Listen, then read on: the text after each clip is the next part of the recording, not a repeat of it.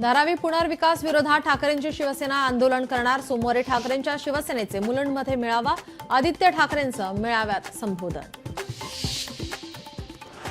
चिन्नास्वामी स्टेडियमवरील चेंगराचेंगरी प्रकरण, मृतांच्या नातेवाईकांना आज 25 लाख रुपये नुकसान भरपाई।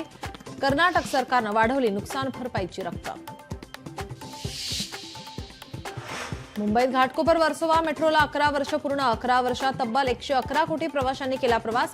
11 वर्षात घाटकोपर वर्सोवा दरम्यान 12.6 लाख मेट्रो फेऱ्या धावल्या।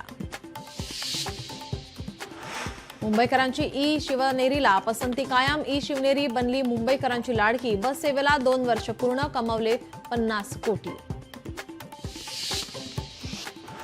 मीरा भाईंदरच्या उत्तन समुद्र किनाऱ्यावर कचऱ्याचे साम्राज्य। स्थानिक नागरिकांची मनपा आयुक्तांकडे सफाई करण्याची मागणी। बीडमध्ये कुख्यात दरोडेखोराला बेड्या। बीडच्या नागझरीच्या पारधी वस्तीत पोलिसांची कारवाई। नाशिक जिल्ह्यात महिनाभरात पावसामुळे शेतीचं नुकसान। 6500 हेक्टर क्षेत्रावर पिकांची हानी। पावसामुळे अनेक ठिकाणी शेतात साचलं पाणी। छत्रपती संभाजीनगरमध्ये हळदीच्या कार्यक्रमात मारहाण। खाण्यावरून झालेल्या वादाचं रूपांतर हाणामारीत। हाणामारीचा व्हिडिओ व्हायरल।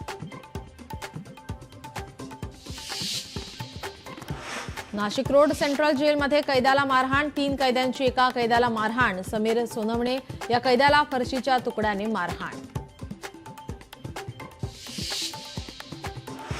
चारित्र्याच्या संशयावरून पत्नीची हत्या। पतीकडून पत्नीचा शिरच्छेद करत हत्या। बंगळुरूमधील धक्कादायक प्रकार।